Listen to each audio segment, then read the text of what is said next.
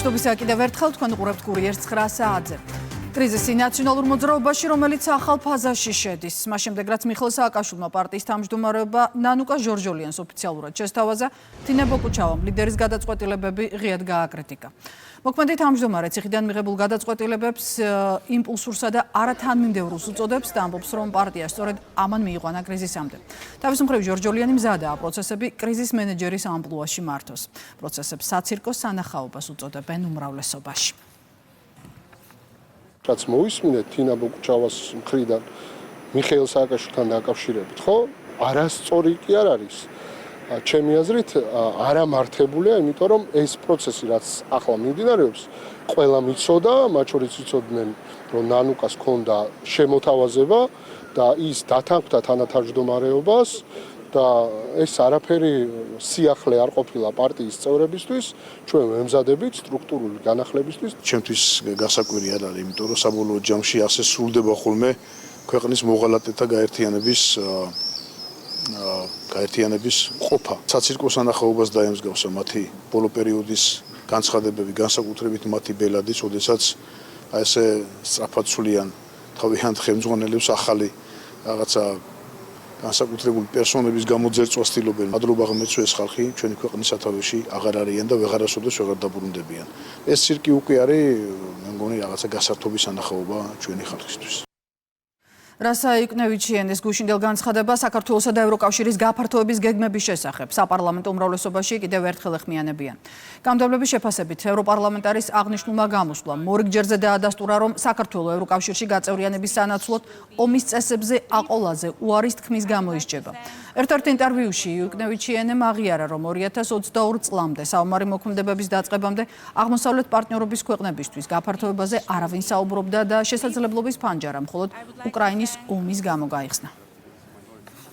ქალბატონი რასა დიდი ინტელექტით არ გამოირჩევა და ფაქტობრივად ესე ჟარგონულ ენაზე რო თქვა, გაყიდა თამაში ევრობიუროკრატებისთვის, იქიდან გამომდინარე, რომ პირდაპირ გამოამჟღავნა, რომ თურმე ამდენი წლის განმავლობაში საქართველოს ატყუებდა ბრიუსელი იმასთან დაკავშირებით, რომ თითქოს დღის წესრიგში იდგა საქართველოს გაწევრიანება ევროკავშირში. ჩვენ მიუხედავად ამ ყველაფრისა, მაინც ვაგრძელებთ ასოცირების ხელშეკრულებით ნაკისრი ვალდებულებების შესრულებას, იქიდან გამომდინარე, რომ ვიმედოვნებთ, რომ შეიცვლება ეს მართველი კლასი და ეს უსამართლო და აბსოლუტურად უსტანდარტო მიდგომები. რასა იუკნევიჩიანის განცხადება არის კიდევ ერთი მტკიცებულება, რასაც ჩვენ ყოველთვის ვამბობდით, რომ 2022 წლიდან, როდესაც ომი დაიწყო უკრაინაში, გახდა საჭირო, რომ დღის წესრიგში ყოფილიყო საქართველოში ასევე მეორე ფრონტის გახსნა.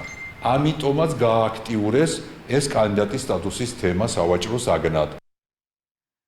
საქართველოში ადამიანის უფლებების მდგომარეობაზე გაეროს რეკომენდაციები განიხილეს პარლამენტში. ადამიანის უფლებათა დაცვის კომიტეტის წევრებს დოკუმენტი საგარეო საქმეთა მინისტრის მოადგილემ ხათუნა თოხლაძემ გააცნო. ანგარიშის მიხედვით თბილისი წარდგენილი 307 რეკომენდაციიდან მხარს მხოლოდ 159-ს უჭერს. საქართველო ბლოკავს დანარჩენ 158 ინიციატივას. საპარლამენტო განხილვების შემდეგ დოკუმენტი საბოლოო სახით გაეროს ადამიანის უფლებათა საბჭოს გადაეცემა. რეკომენდაციები, რომელიც არ მიიღო სახელმწიფომ სავალდებულოდ შესასრულებლად, პირობითად შეგვიძლია დავყოთ 3 ნაწილად. პირველი ეს არის რეკომენდაციები, რომელიც ან უკვე შესრულებულია, ან შესრულების პროცესშია, შესაბამისად რელევანტური ამ რეკომენდაციების მიმართ სახელმწიფოს მიერ გამოხატული თანხმობა იქნებოდა არასწორი.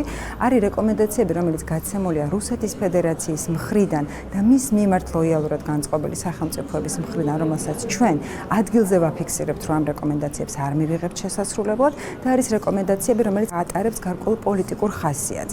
რეკომენდაციები, რომელიც ატარებს პოლიტიკურ ხასიათს, ასევე არ არის მისაღები სახელმწიფოსთვის და ამაზეც აქვს არგუმენტირებული პასუხები, ვინაიდან პროცესი უნდა ემსახურებოდეს ადამიანის უფლებების გაუმჯობესებას. საგარეო საქმეთა სამინისტრომ სხვა რელევანტურმა უწყებებმა ძალიან დიდი შრომა გაძიეს ამ ანგარიშის ფარგლებში, მათ რეკომენდაციებზე მუშაობის თვალსაზრისით. ჩვენ ცხადია ყველა რეკომენდაციას, რომელსაც სხვადასხვა გაეროს წევრი სახელმწიფოები აყენებენ, ვეცნობით დიდი ყურადღებით, მაგრამ გადაწყვეტილებებს ვიღებთ ჩვენი სახელმწიფოს ეროვნული ინტერესებიდან გამომდინარე. საქართველოს ეკონომიკისა და მდგრადი განვითარების მინისტრი ისრაელის ახალ ელჩს შეხვდა. გაცნობით აუდიენციაზე მხარებმა ორმხრივი ეკონომიკური კავშირები და სამომავლო თანამშრომლობის პერსპექტივები განიხილეს. ყურადღება გამახვილდა ორ ქვეყანას შორის სავაჭრო ბრუნვაზე, რომელსაც მიმდინარე წელს მკვეთრი 33%-იანი ზრდა აქვს. მარიამ ქრუიშვილმა ელჩთან ერთად ტურიზმის დინამიკაზე და საჰაერო მიმოსვლის გაფართოებაზეც ისაუბრა. ითქვა, რომ პირდაპირ ფრენების დამსახურებით საქართველო ისრაელისთვის რიგით მესამე ყველაზე პოპულარული ტურისტული მიმართულებაა. შეთანხმება გაფორმებულია შეერთებული შტატებსა და ირანის პრეზიდენტებმა დისტანციურად ხელი მოაწერეს მემორანდუმს, რომელიც ახლო აღმოსავლეთში მდინარე საომარი მოქმედებების დასრულებას ისახავს მიზნად.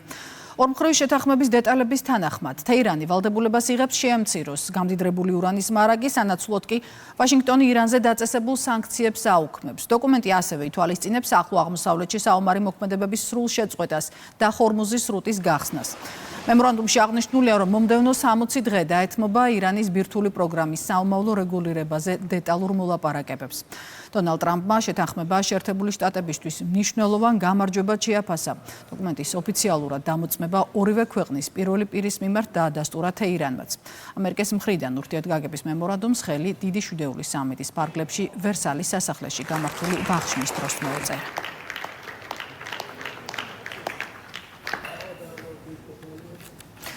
თურქეთის საგარეო საქმეთა სამინისტრომ ევროპარლამენტის მიერ დამტკიცებულ 2025 წლის ანგარიშს დეზინფორმაციაზე დაფუძნებული რეალობას მოკლებული დოკუმენტი უწოდა. უწყების განცხადებით პოლიტიკური მოტივებით შედგენილი ტექსტი ჩრდილს აყენებს თურქეთ-ევროკავშირის ურთიერთობებსა და დამოუკიდებელი თურქული მართლმსაჯულების დისკრედიტაციას ისახავს მიზნად. ოფიციალური ანკარა ევროპარლამენტს მოუწოდებს მზარდი გლობალური გამოწვევების ფონზე კანდიდატ ქვეყანასთან ურთიერთობები კონსტრუქციულ და საერთო ინტერესებზე დაფუძნებულ ფორმატში განავითაროს. სომხეთის ცესკომ ყოფილ პრეზიდენტს რობერტ ქოჩარიანს საპარლამენტო იმუნიტეტი მოუხსნა, რითაც პროკურატურის შუამდგომლობა დააკმაყოფილა.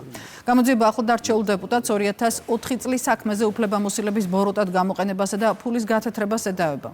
დაცვის მხარე ბრალდებას უსაფუძვლოს უწოდებს. შეგახსენებთ, ქოჩარიანის სომხეთის ალიანსმა არჩევნებზე ბარიერი გადალახა და პარლამენტში 12 მანდატი მოიპოვა. სავარაუდოდ დღეს უნდა მოხდეს ქურდულ სამყაროსთან კავშირში ბრალდებული პირებისთვის აღკვეთის ღონისძიების შეფარდება. პროკურატურა 30-ვე დაკავებულისთვის პატიმრობას ითხოვს.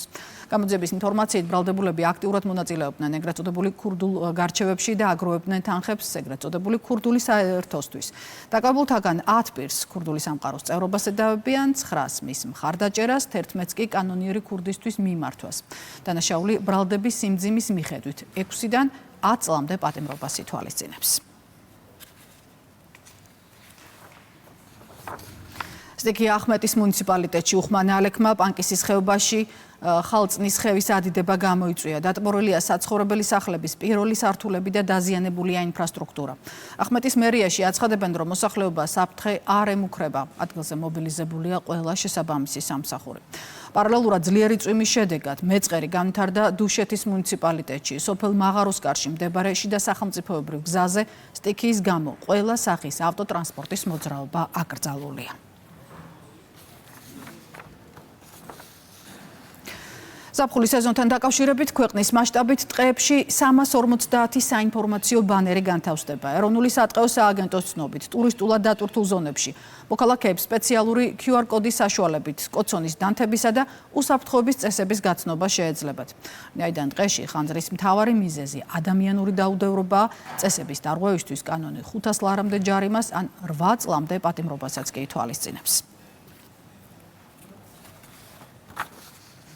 საინფორმაციო გამორჩილებელ ბანერებს ვანთავსებთ ტყეში, სადაც არის ტურისტულად დატვირთული ადგილები. საზოგადოების ცნობიერების ამაღლება არის ეროვნული სატყეო სააგენტოსთვის ერთ-ერთი მთავარი პრიორიტეტი. მოგეხსენებათ, დაუდევრობით ხდება ხშირად ხანძრები, რაც გამოუსწორებელ შედეგებს იწვევს. ჩვენთვის ამოცანა არის თავიდან ავიrdოთ სავალალო შედეგები. ზაფხული არის ხანძარ-საშიში პერიოდი, აქედან გამომდინარე აუცილებელია რომ დავიცვათ უფრო მეტად ტყეში ქცევის წესები. არ დავტოვოთ კოცონი ყურადღების გარეშე და როდესაც მეგობრებთან ერთად წავალთ თუნდაც პიკნიკზე, აუცილებელია რომ როდესაც იმ ტერიტორიას დავტოვებთ, ისე უნდა დავტოვოთ რომ იქ რაიმე რისკი არ არსებობდეს იმის რომ ხანძარი გაჩნდეს. მარნეულში წერეთლისა და აღმაშენებლის მაგისტრალური წყლის არხების რეაბილიტაცია დაიწყო. პროექტის ფარგლებში მდინარე ხრამის ორუბანზე ჯამში 542 მეტრზე ქვაყრელი მოეწყობა. აშენდება სამანქანო ხიდი და დამონტაჟდება რკინა-ბეტონის ჭა სარეგულაციო ფარებით. მასშტაბური სამუშაოები მიმდინარე წლის ბოლოს დასრულებული უნდა იყოს. პროექტზე საქართველოს მელიორაცია მუშაობს. უხინაღლექების შედეგად მდინარე ხრამმა ორივე სათავე ნაგებობა წაიღო და პრაქტიკულად დააზიანა ადგილობრივი მოსახლეობის საკარმი და მონაკვეთები და ისე სასოფლო-სამეურნეო სავარგულები. დღესდღეობით მელიორაციის მიერ მიმდინარეობს მასშტაბური სამუშაო, რომელიც ითვალისწინებს როგორც ნაპირგამაგრებას, ისევე ორი ახალი სათავე ნაგებობის მოწყობას. ამ ეტაპზე სამუშაოების 80% დასრულებულია, გამაგრებულია წერეთლისა და აღმაშენებლის დიუკერის ფერდები. ამ ეტაპზე სარწყავი სეზონი არის დაწყებული და სამუშაოები დროებით შეჩერებულია. სამუშაოების განახლება დაგეგმილია სარწყავი სეზონის დასრულების შემდგომ. დღის ამბების ნახვა ვრცლად უკვე ჩვენს ვებგვერდზე შეგიძლიათ. მე ამით 9:10 საათამდე გემშვიდობებით. დილის ეთერი კი გრძელდება.